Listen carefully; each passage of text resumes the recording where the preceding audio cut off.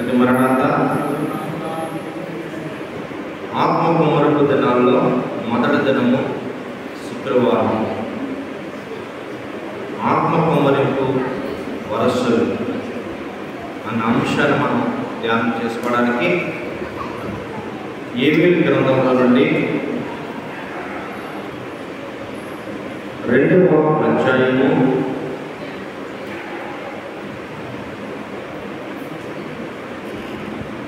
28వ వచనం చదువుకుందాం. ఏబీఎల్ గ్రంథము 2వ అధ్యాయము 28వ వచనం.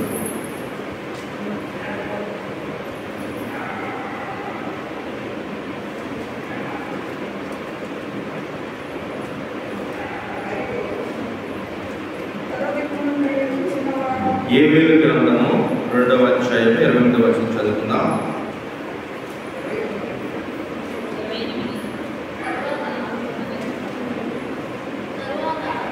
తరువాత నేను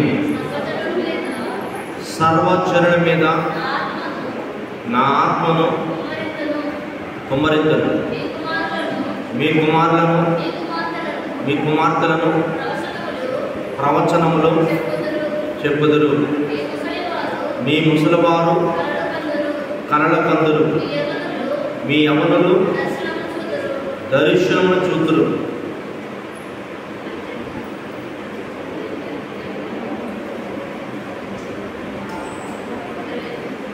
ప్రార్థన చేసుకుందాం. ఆ దినములలో నేను పరివారి మీదను పనికత్తెల మీదను నా ఆత్మను కుమ్మరించెదను. ప్రార్థన చేసుకుందాం.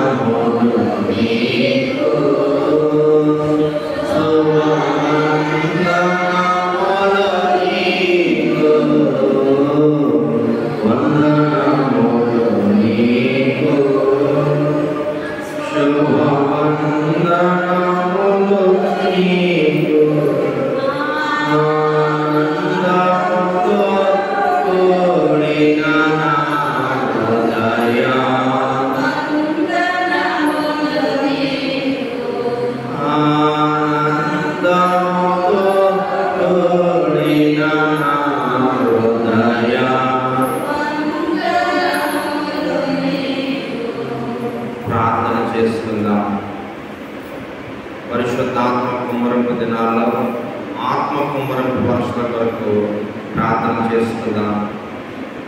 మేడగదిలో అపోస్తులు ఎలాగ ఎడతెగక ప్రార్థన చేసుకున్నారో మనం కూడా ప్రార్థన చేసుకుని పరిశుద్ధాత్మ వర్షాలు మనం ధ్యానం చేసుకుందాం. అనాది దేవుడివైన తండ్రి నీకు వందనములు. అనంత దేవుడివైన తండ్రి నీకు నమస్కారం. తండ్రిగాను కుమారుడుగాను పరిశుద్ధాత్మగాను ఏక దేవుడిగాను మాకు బయలుపడిన తండ్రి నీకు అనేకమైన స్తోత్రములు. ఆకాశమును సృష్టి ద్వారా బయలుపడిన తండ్రి నీకు స్తోత్రం. భూమిని కలగ చేసినందువలన దాని ద్వారా బయలుపడిన తండ్రి నీకు స్తోత్రము. నీ వాక్కును రాయించి దానివల్ల బయలుపడిన తండ్రి ముఖ్యముగా బెత్లెహేములో నుండి మానవ జన్మలో బయలుపడిన తండ్రి నీకు స్తోత్రములు. అటు తర్వాత పెంతెకొస్తు సమయమందును నీ సంఘం మీద పరిశుద్ధాత్ముడుగా కుమ్మరింపుపై బయలుపడిన తండ్రి నీకు అనేకమైన స్తోత్రములు. నీవు పరిశుద్ధుడవు, అయితే మేము పరిశుద్ధులము అయినప్పటికీ నీవు మమ్మలను ఆరాధించుటకును సేవించుటకును ఏర్పాటు చేసుకునేందుకు నీకు అనేకమైన ప్రణతులు. మేము అయోగ్యులము, శిక్షకు మాత్రమే పాత్రము. నీ వాక్య గ్రంథము చదువుటకు మేము తగము. అది బంగారు వాక్యము గల పవిత్ర గ్రంథము. మేము మట్టివారము, మేము దాన్ని ముట్టుకొనకూడదు. కానీ నీవు మాకు ఇచ్చినందుకు మా ఇంటిలో బల్ల మీద పెట్టుచున్నాం, మా పెట్టిలో పెట్టుకొనుచున్నాం, చేతుల్లో పట్టుకొనుచున్నాం, మంచం మీద పెట్టుచున్నాం, ఎలాగ పడితే అలాగా వాడుకొనుచున్నాం, చదువుకొనుచున్నాం. ఎంత గొప్ప ధన్యత దయచేసినందుకు నమస్కారములు. ఓ దేవా, ఓ రక్షక, ఓ సృష్టికర్త, ఈ వేళ మేము ఆత్మ కుమ్మరింపు పాఠంలో చదువుకొనుచున్నాం. దాని గురించి కొన్ని మాటలు మాట్లాడుకును గొప్ప మేలు పొందవలనని వచ్చి ఉన్నాము. మేము రాగల కృప మాకు కలిగించినందుకు నీకు అనేకమైన నమస్కారాలు.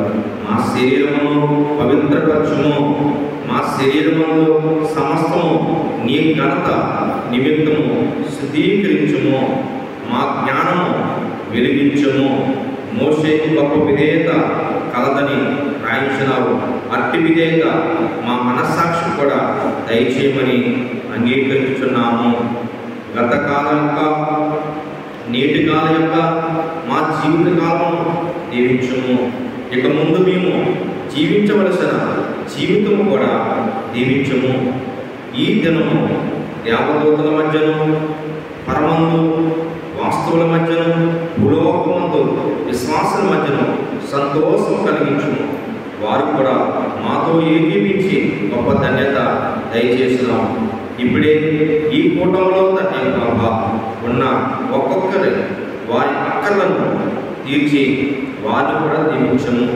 నేడు మాతో మాట్లాడమై పరిశుద్ధాత్మ కుమ్మరింపు వర్షకుడు మా ఆత్మీయ తండ్రి వివరించిన వివరణ, ధ్యానించిన జ్ఞానమును, ఏవేలు ప్రవక్త ప్రవచించిన ప్రవచనములను మాతో మరొకసారి మాట్లాడమని, ఈ ఆత్మ కుమ్మరింపు వర్షంలో మమ్మను కూడా నడిపించమని, త్వరగా పెండ్లి కుమారుడిగా రానయ్యున్న యేసుక్రీస్తు ప్రభువును బట్టి యేసు నామమున ప్రార్థించుచున్నాము మా పరమ తండ్రి. ఆమేన్. నీనిక సీతముగా లేనని తెలిసినది నీకు ప్రాణం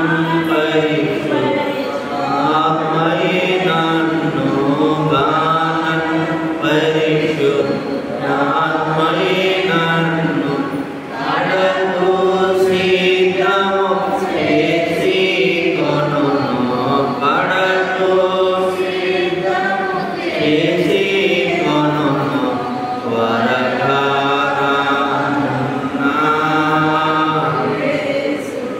వరగానే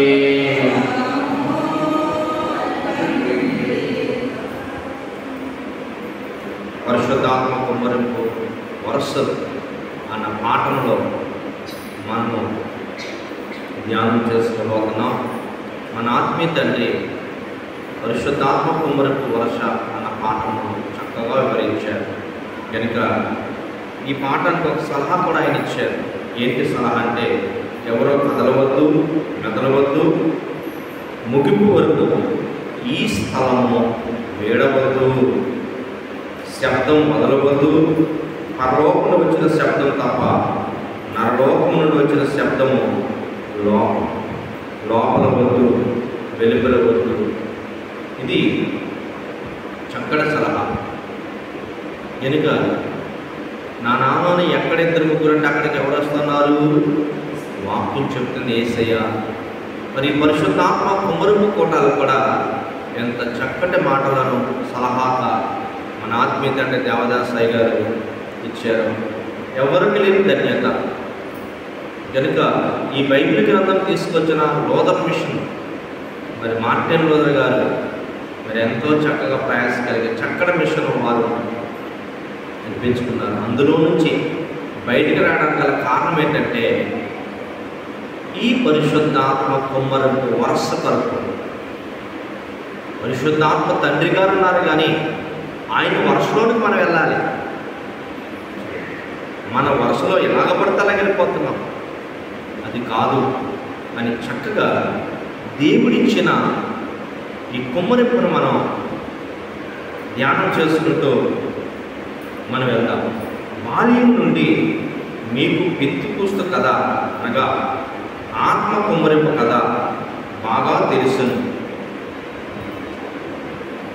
కనుక ఈ కథలో మనం ఎలా ఉండాలి అంటే, ఒకటి, ఎవరికైనా సరే అనుమానం కానీ విచారం కానీ దుర్దేచ్ఛ కానీ ఉన్న ఎడల మీరిక్కడ ఉన్నను లేని వారితో సమానము. ఈ మూడు లేకుండా మనోనిదానం కలిగి ఉండాలి. ఈ మూడు ఉన్న ఉపయోగం ఏమీ లేదు అంటున్నారు దైవజనులు. ఏంటి పరిశుద్ధాత్మ కుమ్మరింపు వరుసలు అంటే ఆయన చక్కగా వివరించారు. మొదటి వరుస పరిశుద్ధాత్మ కుమ్మరింపు వేరు, పరిశుద్ధాత్మ నివాసం వేరు, పరిశుద్ధాత్మ కొలత వేరు, పరిశుద్ధాత్మ వశం వేరు. ఈ నాలుగును నేర్చుకున్న ఈ వరుసలో మీరు ఉన్నారా అని అడుగుతున్నాడు. ఈ వరుసలో మీరు ఉండాలి అని కూడా దైవజనుడు చక్కటి సలహా చెప్తున్నారు. రెండో వరుస ఏమిటి అంటే ఊదుట వేరు, రాలుట వేరు. మొదటి వరుసలో కుమ్మరింపు అన్నాము, అది ఒక ప్రత్యేకమైన సమయము. పరిశుద్ధాత్మను కోరుము అనే పాటలో ఒక చక్కటి మాటలు ఉంటాయి. బిందుతో కుమ్మరించుదట. ఆది కాండం నుండి ప్రకటన గ్రంథం వరకు అన్ని కాలాల్లో కూడా దేవుడి మహాకృప బట్టి ఆత్మ లేకుండా ఏమీ లేదు. ఎప్పుడైతే సృష్టి కలిగిందో అప్పుడు ఆదికాండం మొదటి అధ్యాయంలో దేవుడు ఇలా మాట్లాడుతున్నాడు. వారి యొక్క నిర్ణయం ఎలా ఉందంటే, ఇదంతా కలగ చేయడానికి తండ్రి తలస్తాడు, కుమారుడు కోరుకుంటాడు, పరిశుద్ధాత్ముడు పని చేస్తాడు. ఈరోజు ఏ పని అయినా జరుగుతుందంటే అది ఆత్మ తండ్రి యొక్క పని. అందుకే ప్రభు అంటాడు, ఆత్మ లేనివాడు నావాడు. ఆత్మ లేకుండా ఏమీ లేదు. పని జరుగుతుందంటే అది ఎవరి వల్లట? అది ఎలా తెలుస్తుంది? ఇప్పుడు ఇక్కడ మనం లైట్ వెలిగించున్నాం, ఫ్యాన్లు తిరుగుతున్నాయి, అందులో కరెంట్ లేదనుకోండి, లైట్ ఆగిపోతుంది, ఫ్యాన్ ఆగిపోతుంది. ఆత్మ లేకపోవడం అంటే మనిషి చనిపోవడం అని అర్థం. కానీ ఆయన కుమ్మరింపులో మనం ఎలా పని చేయించుకోగలుగుతున్నాం? దేవుడు మనకి స్వరూపించాడు, ఆయన లక్షణాలతో ఉండిపోయాడు. ఆ లక్షణాన్ని ఎలా ఉపయోగించుకుంటున్నాం? ఆత్మని ఎలా ఉపయోగించుకుంటున్నాం? ప్రభు ఇచ్చిన రక్షణ ఎలా ఉపయోగించుకుంటున్నాం? ఇవన్నీ తెలిస్తేనప్పుడు వరుసలోకి వస్తారు. లేకపోతే నాకు ఏం చేయలేదు, ఎవరు ఇవ్వలేదు అన్న ఆలోచనలో ఉంటారు. అన్నీ కలెక్ట్ చేసిన తర్వాతే మానవుని దేవుడు సృజించాడు. మానవుడి కొరకు తండ్రి తలస్తున్నాడు, కుమారుడు కొనుక్కుంటాడు, పరిశుద్ధాత్ముడు కార్యం చేస్తున్నాడు. ఈరోజు ఈ పని జరుగుతుందంటే అది కేవలం పరిశుద్ధాత్మ తలం. ఈరోజు ఇంత పెద్ద సంఘంగా కూడుకుంటున్నారంటే ఆ సంఘంలో యోహాను గారు చెప్తున్న మాట, ఆత్మ చెప్పుతున్న మాట అంటే ప్రతి పనిలో కూడానంట ఆయన లేకుండా ఏమీ లేదు. తండ్రి ఒక్కడే, కుమారుడు ఒక్కడే, పరిశుద్ధాత్ముడు ఒక్కడే. ఒక్కరు ముగ్గురు కాను, ముగ్గురు తలంచినప్పుడు ముగ్గురు తలస్తారు, కానీ తండ్రి మాత్రమే తలంపు కలిగింది, బయటికి కనపడుతుంది. ముగ్గురు కూనుకుంటారు, కానీ కుమారుడు ఒక్కడే కనపడుతున్నాడు. ముగ్గురు పని చేస్తున్నారు, కానీ పరిశుద్ధాత్మను తెచ్చి చూపిస్తున్నారు. కానీ పరిశుద్ధాత్మ లేకుండా ఏమీ లేదు. కరెంటు లేకపోతే ఫ్యాన్ ఎలా కాలిపోతుందో, ఆత్మ లేకపోతే శరీర మరణం వస్తుంది. దేవుడు ఆత్మగా ఉన్నాడు. మనుషాత్మ దేవుని ఆత్మ కలాలి, అప్పుడే మేము చూస్తాం. శరీరానికి ఆత్మకి ఎంత వైరం ఉందో, మనుషాత్మకు దేవుని ఆత్మకు కూడా అంత వ్యత్యాసం కనపడతాం. ఆత్మ లేకుండా ఏమి లేదు, కానీ ఆత్మ కుమ్మరింపు మనం చూసుకోవాలి. ఆది కాలం నుండి మనం చూసుకుంటూనే ఉన్నాం. అప్పుడు ఆత్మ తండ్రి ఉన్నాడు, అప్పుడు పని జరుగుతుంది. కానీ కుమ్మరింపు అంటే మనం ఒక్క మాటలో చెప్పుకోవాలంటే, మనం స్నానం చేసినప్పుడు ఒక గ్యాస్ నీళ్ళని నెత్తి మీద వేసుకుంటే ఎలా ఉంటుంది, ఒక చెంబు నీళ్లు నెత్తి మీద వేసుకుంటే ఎలా ఉంటుంది? స్నానం చేసినట్టు అనిపిస్తుందా? ఒక బిందుడి నీళ్లు పైనుంచి పోసుకుంటే ఎలా ఉంటుంది? అది కుమ్మరింపు. ఆ కుమ్మరింపు కోసం దేవుడు మాట్లాడుతూ ఉన్నాడు. కనుక పూర్వకాలం ప్రవక్తలు, భక్తులు ఆత్మ లేకుండా ఉన్నారా? లోదర్ మిషన్ వారు కూడా అడుగుతున్నారు. హేబేలు ఆత్మ సహాయం లేకపోతే బలిస్తాడా? హానోకు ఆత్మ సహాయం లేకపోతే ఆరోహణగలడా? సహాయం లేకపోతే ప్రవక్తల గ్రంథం రాయగలుగుతారా? రాయలేరు. ఆత్మ ఉంది. అందుకే తండ్రి తలుస్తాడు, కుమారుడు పొందుకుంటాడు, పరిశుద్ధాత్ముడు కార్యం చేస్తాడు. ఆదాము మొదలుకొని పెంతెకొస్తు వరకు ఆత్మ పని, ఆత్మ సహాయము, ఆత్మ ఉద్రేకము, ఆత్మ జ్ఞానము ఉన్నది. దేవుడు తన పరిశుద్ధాత్మను మానవుల పట్ల ఎలా కనబడుతుందంటే, ఒకటి పని. నావోహంత పని చేశాడంటే, వాడ కట్టాడంటే, 3 అంతస్తుల భవనం అంతకన్నా ఎక్కువ పెద్ద వాడ కట్టాడంటే, అది ఎక్కడ కట్టాడంటే పర్వతం మీద కట్టాడు. పర్వతం అనగా పెద్ద పర్వతం అయితే ఇంచుమించు 2000 అడుగు ఎత్తులో ఉంటుంది. అంత ఎత్తుకు మ్రాను తీసుకెళ్ళాలంటే, మ్రానులు కొయ్యాలంటే ఎంత పని ఉంటుందో. కనుక పని జరుగుతుందంటే అది ఆత్మతండ్రి. ఆత్మతండ్రి పని జరిగితే అక్కడ జంతువులు సైతం కూడా వచ్చి ఓడ నిర్మాణానికి సహకరించినవి. అక్కడ జంతువులు కూడా మనుషులకు బోధిస్తే వాళ్ళు రాలేదేమో, కానీ ఒక శబ్దం చేస్తే ఆ శబ్దానికి అందరూ కూడా బోర ఊదుతానంట. జీవరాశులన్నీ వాళ్ళలోకి వచ్చేస్తుంది. రేపు రాకడ కాలంలో కూడా పరిశుద్ధాత్మ తండ్రి శబ్దం, బోర శబ్దం రాగానే, ప్రభు రాగానే ఒక్కసారిగా నన్ను అందరినీ సిద్ధపరచుకుని వెళ్ళిపోతాడు పరిశుద్ధాత్మ తండ్రి. వాడలోనికి జీవరాశులు వెళ్ళిపోయినట్లు జతల జతలుగా ఈ భూమి మీద అందరూ పడనంట. ఆత్మ తండ్రి మధ్యాకాశాన్ని తీసుకెళ్ళిపోతాడు. పరిశుద్ధాత్మ లేనిదే ఏమీ లేదు. కనుక ఆత్మ పని, ఆత్మ సహాయము, ఆత్మ ఉద్రేకము, ఆత్మ జ్ఞానము ఉన్నది. ఆ కాల భక్తులు వాటిని కలిగి ఉన్నారు. ఆ కాలంలోనంట ఈ 4 లేకుండా లేరు, ఈ 4 కలిగి ఉన్నారు. కనుక ఆయన పని అంత రాజరు. మరి ఈ కాలం విశ్వాసం ఉంటే క్రియ ఉండదు, క్రియ ఉంటే విశ్వాసం ఉండదు. విశ్వాసం లేని క్రియ, క్రియ లేని విశ్వాసం ఏంటంట? మృతం. అది ఆలస్యం. ఈ 2 కనెక్ట్ అవ్వడానికే సమయం. 7 వారాలు, 7 నెలలు. ఏమేమి కలాలి? విశ్వాసము కలాలి, క్రియ అంటే పని కలగాలి. అప్పుడే జరుగుతుంది. మానవుడి గంట. ఈ 4 చాలా అవసరమైనవి ఆత్మ తండ్రితో ఉండాలంటే.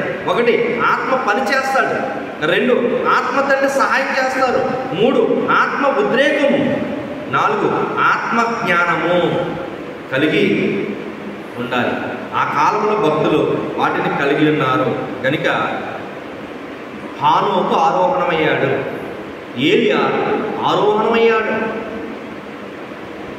ఆ కాలంలో ఉన్న భక్తులు ఎంత ప్రార్థన చేసుకున్నారు. ఆ కాలంలో ఉన్న భక్తులు ఈ 4 కలిగి ఉన్నారు. ఈరోజు సంఘంలో చెబుతున్న మాట, ఆత్మ చెబుతున్న మాట చెబుగలవారు ప్రతి ఒక్కరితో ఆత్మ తండ్రి మాట్లాడడానికి, పనిచేయడానికి, సహాయం చేయడానికి, ఉద్రేకించడానికి, అలాగే ఆత్మ జ్ఞానం కలిగించడానికి మరి సిద్ధముగా ఆత్మ తండ్రి ఉన్నట్టు మనకు కనపడుతుంది. అప్పటి వరకు ఆత్మను కలిగి ఉన్నట్టు కాక ఇక ముందుకు ఆత్మ కుమ్మరింపు కలిగించుకొని ఒక సంఘం బయలుదేరుతుంది. ఒక సంఘం తయారవుతుందంట. కేవలం ఏవేలు ప్రవచించిన ప్రవచనం ఎప్పుడది? అంత్య దినములో అందరి మీద నా ఆత్మను కుమ్మరిస్తాను. అంటే ఈ దినములోనంట ఆత్మ తండ్రి సహాయం అడగరు. వాళ్ళు ఉన్నారు కదా, వాళ్ళు చూస్తారు, వాళ్ళు ఉన్నారు కదా, వాళ్ళు చేస్తారు, మన ఆస్తులు ఉన్నాయి కదా, మన ఐశ్వర్యాలు ఉన్నాయి కదా, మనకి ఇది ఉంది కదా, మనకి అది ఉంది కదా అని చెప్పుకుంటారు. కానీ ఒకానొక సమయం అంట ఈరోజు సంఘం అంతా కూడానంట ఎవరి కోసం అంటే ఆత్మ తండ్రి కోసం సిద్ధపడతారు. ఆత్మ తండ్రి ఆ వచనంలో ఎవరెవరి మీద వాళ్తున్నట్టుంది చదవండి. ఇందాక చదివారు మీరు. ఆత్మ తండ్రి నేను సర్వజనుల మీద నా ఆత్మను కుమ్మరి అంటే వారిని వీరని భేదం లేదంట. మేడగదిలో ప్రార్థన చేసుకున్నప్పుడు అంటే యూదుల మీదే పరిశుద్ధాత్మలు వచ్చాడు. మేడగదిలో ఉన్నవారంతా ఎవరంటే యూదులే, మిగిలిన అనుజనుల కాదు. కానీ ఇక్కడ ప్రవచనం చెప్తుంది సర్వజనులు అంటే వారిని వీరని తేడా లేదు. ఈ సూర్యుడు ఎవరి మీద ఉదయిస్తున్నాడో అందరి మీద కూడా ఆ ఆత్మ వస్తుంది. చదవండి. రెండవది సర్వజనులందరి మీదకి వస్తుంది. రెండవది మీ కుమారులు మీ కుమార్తెలు ప్రవచనం చెప్పాలి. అంటే ముందు జరగబోయేది మనం చెప్పగలగాలంట. దేవుడికి స్తోత్రం. దేవదాసాయి గారు బైబిల్ మిషన్ వారందరికీ చక్కట వరం కావాలి ప్రభా అని ప్రార్థన చేసుకున్నారు. దర్శన వరం కావాలి. ముందు జరగబోయేది నా బిడ్డలు చెప్పాలి, నా బిడ్డలు ప్రవచించాలి. సంఘానికి వచ్చి ఏం నేర్చుకోవాలి చూడండి. ఇవి 4 ఎవరికి కుదురున్నాయో వారు ప్రవచించగలుగుతారు. ముందు జరుగు నీ చరిత్ర చూడండి. దేవుడు ఎంత చక్కగా మాట్లాడుతాడు. ముసలివారు కూడా అక్కడ విడిచిపెట్టట్లేదు. ఇక్కడ ఈ ప్రవచనంలో ముసలివారు అంటే ఏం చేస్తారు? కలలు కంటారు. యవ్వనులు దర్శనం చూస్తారు. ఆ దినములలో చివరికి పనివారికి కూడా ఈ ఆత్మ నడిపింపు కావాలి, ఆత్మ కుమ్మరింపు కావాలి. పనికత్తెల మీదను, పనివారి మీదను, పనికత్తెల మీదను అందరినీ ఎవరిని విడిచిపెట్టట్లేదు. ఇది ఏ కాలం అంటే 7 ఏళ్ల మహాశ్రమలకు ముందు సంఘం ఎత్తబడే సమయంలోనంట అందరూ కూడానంట ఆత్మీయంలోకి వచ్చేస్తారు, కుమ్మరింపులోకి వచ్చేస్తారు. ఇప్పుడు ఏమి జరగట్లేదు కదండి, చాలా సింపుల్గా తీసుకుంటారు. అప్పుడు పనివారితో సహా, పనిగత్తెలతో సహా అందరూ కూడానంట ఆత్మలో ఉంటారు. ఇది సంఘము. చూడండి, ఈరోజు ఒక కుటుంబం కలిసి ఉండాలంటే, ఒక కుటుంబం దేవాలయానికి రావాలంటే చాలా కష్టంగా ఉంది. కానీ చివరి దినం, ఆ దినం ఎలా ఉంటుంది? సూర్యుడు, చంద్రుడు, ఆకాశ నక్షత్రాలు భయంకరమైన పరిస్థితి ఒక మైని వలె కారిపోతాయండి. ఆ దినము ఈరోజు ఎంత చక్కగా ఇక్కడ ప్రవచిస్తున్నాడు ప్రవక్త. కుమారులకును పనివారికిని పనిగత్తులకును కుమ్మరిస్తాను. ఇప్పుడు ఈ పని భూమి మీద జరుగుతున్నది. దీనిని తర్వాత ఆలోచించదు. పెంతికొస్తున్నాడు అందరికీ కుమ్మరింపు రాలేదు, కానీ యూదులకు వచ్చింది. అన్యులు మిగిలిపోయారు. వీరికి తర్వాత జరుగును. యూదులను చూచి అన్యులు అడుగుతారు కనుక ప్రభువా వారికి దయచేస్తావు. అయ్యగారు అంటున్నారు చక్కగా, వారు చూసి వీడు అడుగుతారంట. ఆ కాలం ఏం చూస్తారంట? పరిశుద్ధాత్మను చూస్తారంట. ఏలియా యొక్క ఆత్మను ఎలీషా ఎంత అడిగాడు? 2. అలాగా అన్యుజనులు కూడా అడిగేస్తారంట. అయ్యా మాకు ఆత్మనివ్వండి, మాకు ఆత్మనివ్వండి, మేము తట్టుకోలేం. ఈ సూర్యుడు నలిపైపోతాడు, చంద్రుడు వెళ్ళిపోతాడు, మొత్తం ఆకాశం నక్షత్రాలు రాలిపోతాయి, భూమి కాలిపోతుంది. భూమి కాలిపోతుంది. ఆ రోజు ఎలా ఉంటుందట? అదే ఆ రోజు యేసయ్యా ఉగ్రత రోజు,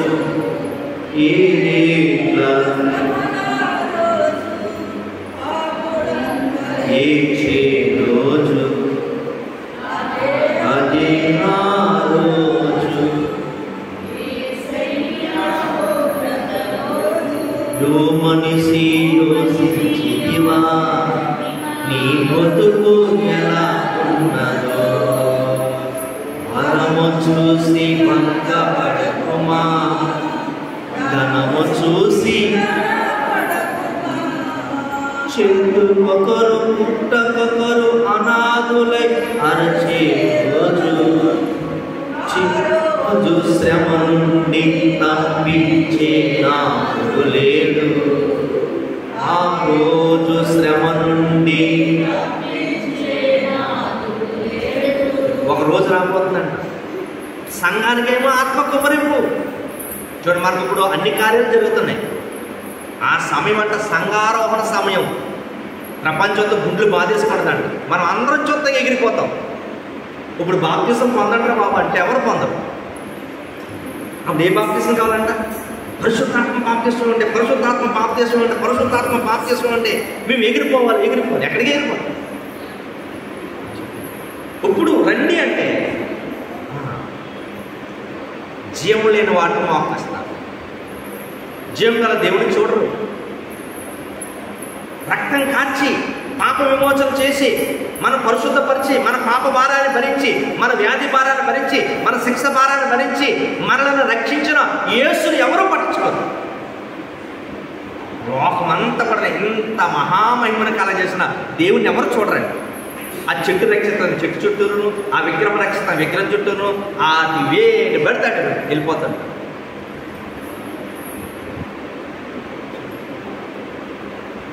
మానవుల కంట తన భార్యతో ఏ పురుషుడు మాట్లాడకూడదు, కోపం వచ్చేస్తాడు. తన భర్తతో ఏ స్త్రీ మాట్లాడకూడదు, కోపం వచ్చేస్తాడు. దేవుడికి అనుకొచ్చినప్పుడు కంట దేవుడిని ఎక్కడైనా పెట్టేస్తారు.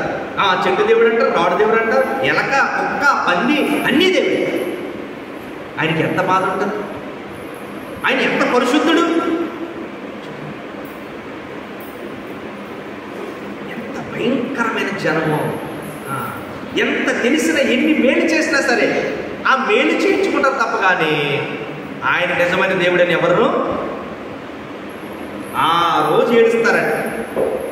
అందరూ నాకు కావాలి, నాకు కావాలి, నాకు కావాలి ఆత్మ. యేసుక్రీస్తు ప్రభువారు 11 మందికి చెప్తే 120 మంది ఆత్మ కోసం వెళ్ళి ప్రార్థన చేసుకున్నారు. దేవునికి స్తోత్రం. వారి బంధువులు, వారి స్నేహితులు, వారి కుటుంబాలు, వారి పిల్లలు, రేపు ఆ మహాశ్రమల కంట పిల్లలతో సహా, పనివారితో సహా, ముసలివారితో సహా అందరూ ఆత్మతో కుమ్మరింపబడి ఉంటారు. దేవునికి స్తోత్రం. కుమ్మరింపు ఎందుకంటే కుమ్మరాల లోకము. ఏ లోకం అంటే ఈ లోకం? సూర్యుడు నలిపైపోతాడు, చంద్రుడు ఎరిపైపోతాడు, ఆకాశం రగిలిపోతుంది, భూమి కంపిస్తూ ఉంటుంది. భూమి మీద ఒక్కడికి సుఖం ఉండదు. వాళ్ళు ఆరాధించి వాళ్ళు రక్షించరు. చివరికి ఎవరంటే పరిశుద్ధాత్ముడే. అది ఎవరిని బట్టి అంటే అంటే, ఇదిగో మన భక్తిని బట్టి దేవుడు మనకి ఇచ్చిన ఆత్మ నడిపింపు. ఆత్మ కుమ్మరింపు. ఆ రోజు ఆ సంఘం సిద్ధపడుతుంది. ఏవేలు ప్రవచించాడు. ఏవేలు ఏం చేశాడు చెప్పండి? ప్రవచించాడు. ఏమని రాసింది? అపోస్తల కార్యం 2వ అధ్యాయం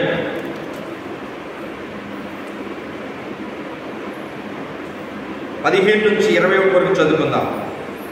అంత్య దినములందు నేను మనుషుల మీదకి నా ఆత్మను కుమ్మరించాను.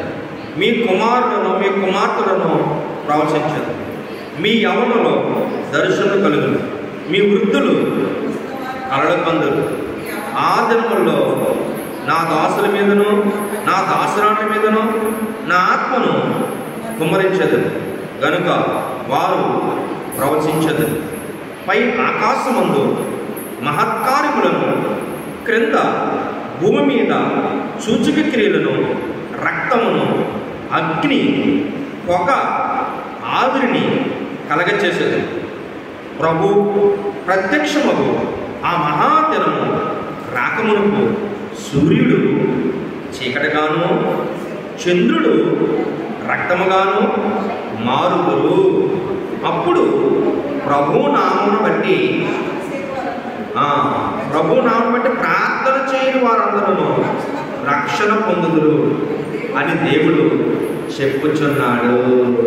చూడండి ఎంత స్పష్టంగా రాయబడి ఉంది అపోస్తలుల పౌలు గారు.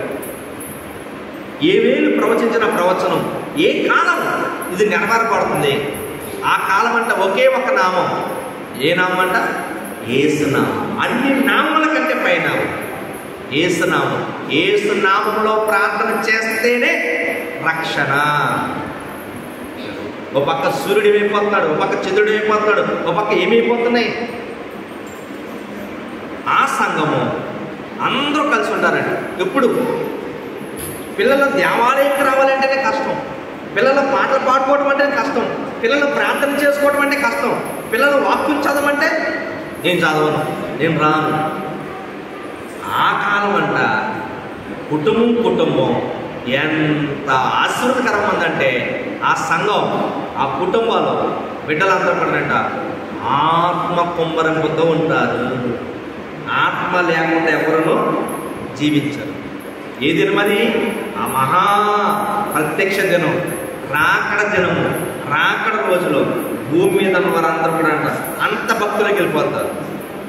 ఎందుకంటే భక్తి శ్రమలు తట్టుకోలేక వాళ్ళు ఆరాధించింది వాళ్ళతో మాట్లాడలేదు, వాళ్ళు ఆరాధించింది ఏమీ చేయలేదు.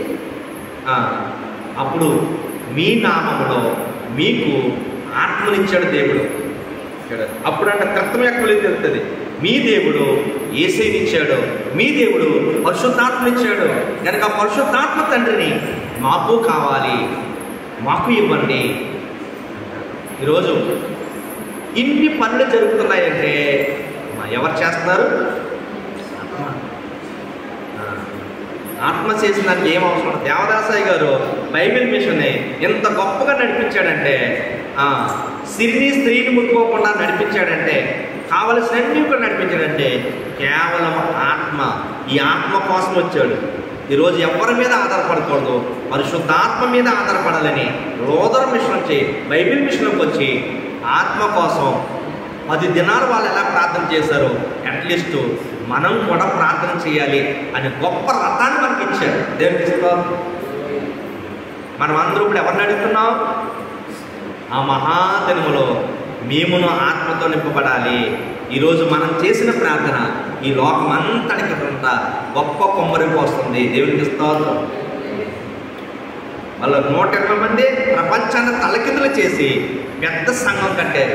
ఆ సంఘం ఈరోజు ప్రపంచమంతా కూడా వ్యాపింపబడ్డది.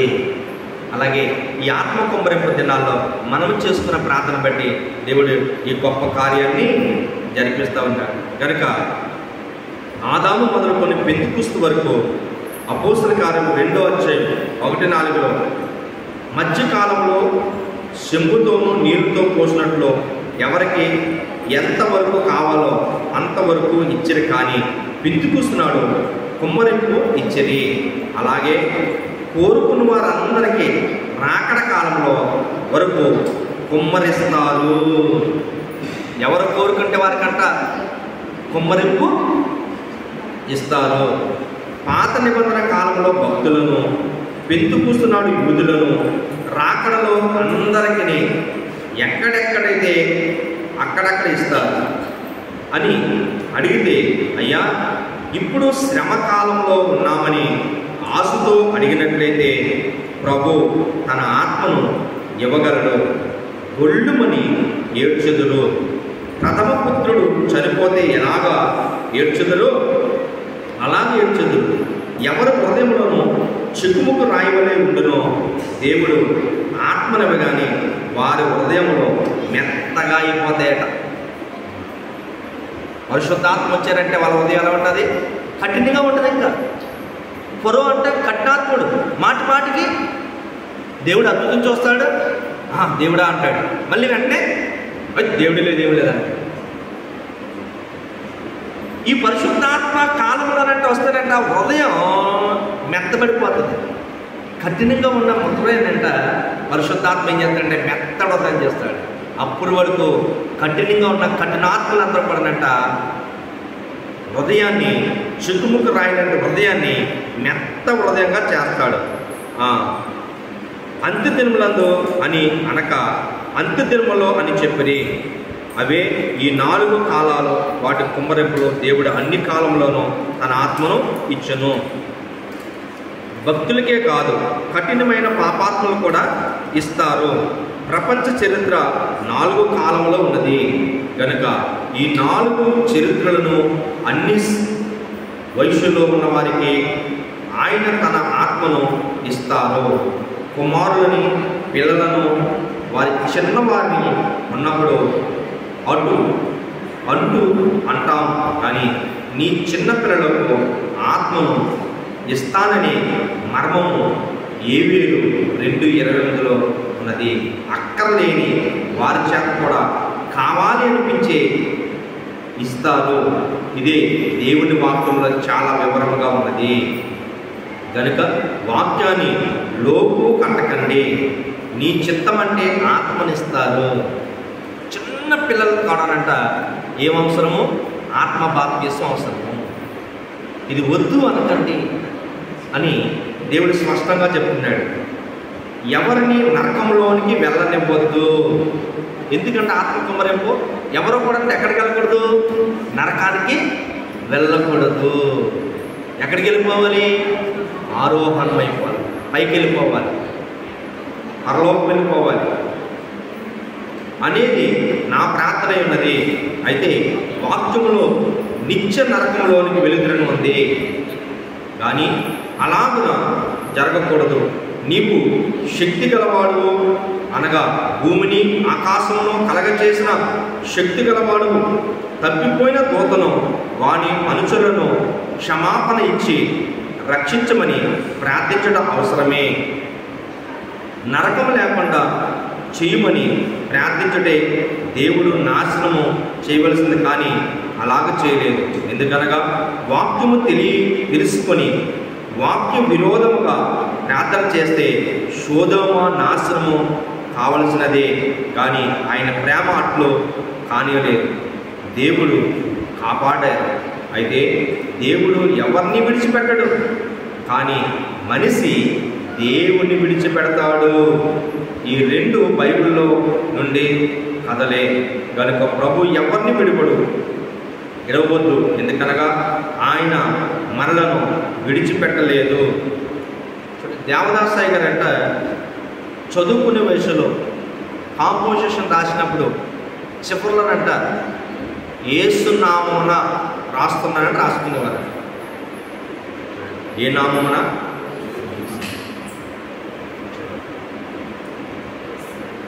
అలాగే ఆత్మను పొందండి, సేవ బాగా చేయండి, బైబిల్ బాగా చదవండి, ప్రార్థించండి. ఆత్మను పొంది సౌలు తప్పుకోలేదా? యోధ, అననీయ, సిప్పోరలు తప్పుకోలేదా? ఇంగర్సాల్ తప్పుకోలేదా? అట్టి గొప్ప వారే తప్పుపోగా మేమెంత మాత్రము, మేమును తప్పుపోతామేమో కదా అని అనుకొనవద్దు. వారిని ఎడిన్స్లో పెట్టి ఆఖరు ఛాన్స్ ఇచ్చి ఆయన రక్షిస్తాడు. ఈ తప్పిపోయిన వారందరూ కూడా అంటే ఎక్కడ పెడతాడు దేవుడు? ఎడిన్స్. ధనవంతుడు దరిద్రుడు కథ మనందరికి తెలుసు. అగాధములు ఎవరున్నారు? ధనవంతుడు. అక్కడ వచ్చిందంట రక్షణ, మారు మనసు. భూమి మీద ఉన్నప్పుడంట నా కుటుంబానికి రక్షణ లేదు, నా బంధువులకు రక్షణ లేదు, నా అన్నకి రక్షణ లేదు, నా తోపటికి రక్షణ లేదు అని ఎవరు పట్టించుకోరట. ఎక్కడికి వెళ్తే వస్తుంది రక్షణ? అయ్యో నేను ప్లేస్ మారిపోయాను, దేవుని దగ్గర ఉండవలసిన పోయి ఎక్కడికి వెళ్ళిపోయాను? ఎడిన్స్లోకి వెళ్ళిపోయాను. అక్కడ మళ్ళీ ట్రైనింగ్, అక్కడ మళ్ళీ బోధ, అక్కడ మళ్ళీ ఇవన్నీ చెప్తారు. ఒకటి ఇక్కడ ఉన్నప్పుడే మనం సిద్ధపడాలి. మనం ఎగురుకుంటూ హానోపోలి ఏలియవలి వెళ్ళిపోవాలి. అది దేవుడు. అందుకే పరిశుద్ధాత్మ తండ్రిని మనకిచ్చాడు. కాదు ఇక్కడ నేను పొందుకోను, ఆలకలాగా ఉంటాను అనుకుంటే ఎడిన్స్లో మళ్ళీ తప్పదు. Same repeat. ఇదే వాక్యం అక్కడ వినాలి. అప్పుడు అడిగినప్పుడంట నాకు 5 రణదమ్ములు ఉన్నారు, 5 రణదమ్ములు వేదనకరమైన స్థలానికి రాకూడదు అని అడిగినప్పుడంట అబ్రహాం ఏమన్నాడంటే అక్కడ మోసే ఉన్నాడు, మోసే చెప్తాడు. మోసే చెప్పినప్పుడు వినాలి. భూమి మీద యాజకుడికి ఎంత పవర్ ఇచ్చాడు చూడండి. ఇప్పుడు ఈ సంఘంలో మనం ఏం బోధిస్తున్నామో వీళ్ళందరికీ విట్నెస్. ఎవరు వచ్చి అడగడానికి అవకాశం లేదు. ఆ ఫలానా యాజకుడు చెప్పాడు కదా అని అడుగుతారు. కనుక ఈరోజు ఈ పాఠంలో మనం చూసుకుంటే ప్రభు ఊదుటి వేరు, పరిశుద్ధాత్మ కొమ్మరింపు వేరు. సమయం ఆయన వారి మీద రాళ్ళను ఊదుట అనగా 120 మంది జీవితకాలము జీవముతో నింపుట కొరకు ఊదెను. ఎందుకు ఊదారు అంటే జీవితకాలము జీవముతో ఉండటకు ఊదేటట్టు. కుమ్మరింపు వేరు, ఊదుటి వేరు, వాలంటి వేరు. శిష్యుని పేరు ఊదాడు దేవుడు. వదగానే జీవితాంతం జీవంతో ఉండడానికి వారికి శక్తి వచ్చింది. లేకపోతే వారిని కాగే నూనెలు వేసేసారు అపోస్తులైన యోహాన్ని. ఎంత కారిపోవాలి, ఊర్లాగా ఏగిపోవాలి. ఊదాడు. ఊదాడు జీవముతో ఉండడానికి. వాళ్ళు ఎన్ని శ్రమలు పెట్టినా, ఎన్ని కష్టాలు పెట్టినా, అగ్నిగుండంలో ఉన్న శద్రక్ మెషక్ అబేద్నెగో ఎంట్రీ కూడా కాలేదు.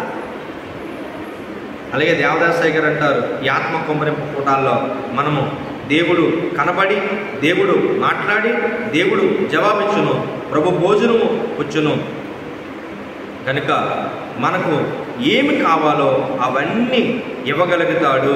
గనక ఇప్పటికీ ఆత్మను పొందిన వారు ఉన్నారు గనక పొందని వారికి వస్తుంది. మోకరించి ప్రార్థించండి, కదిలింపు వస్తుంది. చూడండి, ఫస్ట్ శక్తి ఏంటంటే మోకాలు వేసి శక్తి ఇస్తాడంటే పరిశుద్ధాత్మ. ఆ తర్వాత కనిపెడితే జస్ట్ కదిలింపు వస్తుంది. అప్పుడు స్వయంగా మనతో చెప్పాల్సిన మాటలన్నీ. ఫస్ట్ శక్తి మోకాలు వేసే శక్తి, ఆ తర్వాత కదిలింపు. ఈ వరుసలో చాలా విషయాలు తెలియజేస్తున్నాడు. కదిలింపే రుజువు, తర్వాత కుమ్మరింపు వచ్చును, క్రొత్త దర్శనములు కొంతమందికి వచ్చును. అట్టి అనుభవంలో ప్రభు నేడు మిమ్మలను అలంకరించును గాక. ప్రార్థన చేసుకుందాం.